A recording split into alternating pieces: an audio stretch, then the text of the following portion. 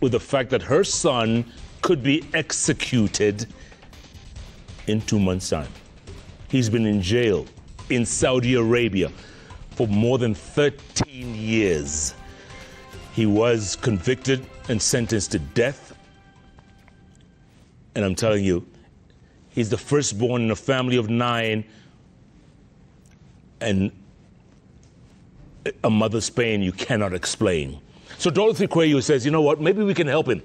Because the family over in Saudi Arabia says, if you can raise $1 million, about 150 million Kenya shillings, we will set your son free. We've got 2 months. Maybe we have an hour. Can we raise 150 million shillings? Listen to the story first, and you make the call. Dorothy Kwayo is in the house, her son Cyprian Amakalu, and veteran journalist Ken Bosire, also in the house, to explain the whole story. Once we do that, you determine whether we can raise this money. Because, let's face it, we have 5 million people watching us on any given JKL. If you guys just contribute 30 shillings, not 100, 30 bob, times 5 million. I wasn't very good at math in school, but I can do this math. That's 150 million. 30 bob. Think about that for a moment. Dorothy, Cyprian, Ken, welcome to JK Live. Thank you. Dorothy, you must be, I don't know, I cannot even want to explain how you feel about your son, right? Who's been in jail for 13 years. Yes. Since 2011. 2011. April 10. Yeah. What happened? Stephen knows what happened, and so I can only narrate it as he has narrated to me. And I didn't get to know about the tragedy until 3 days later, 3 days after the tragedy, and 2 days after his arrest. And it couldn't have happened at our moment.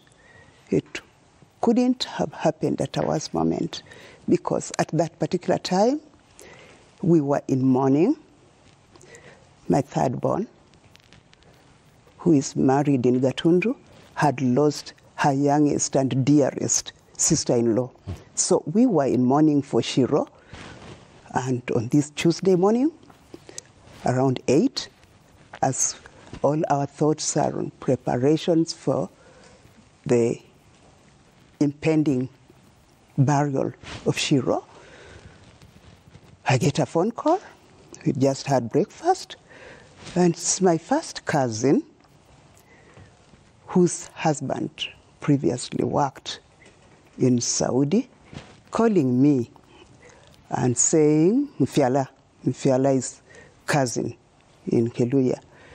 The news is that Steve fought with his workmate and he's dead. Jeff, I didn't wait to hear the rest. I got the call and broke down. I think I was rolling on the ground. I mean, it was like the proverbial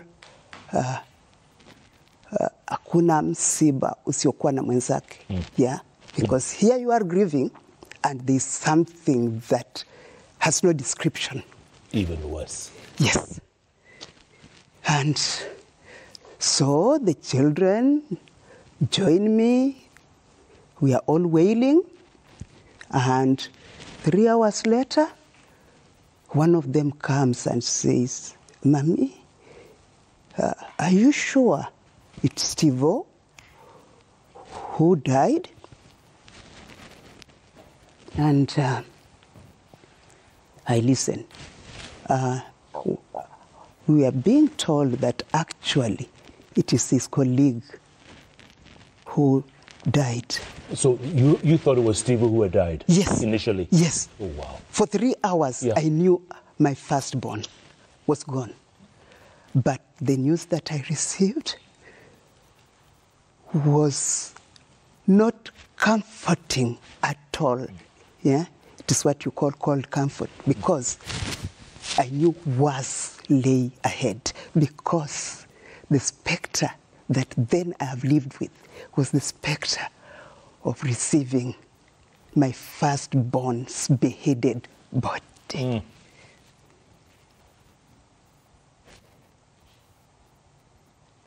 It has been like that until last November, when the possibility of rescuing him came about.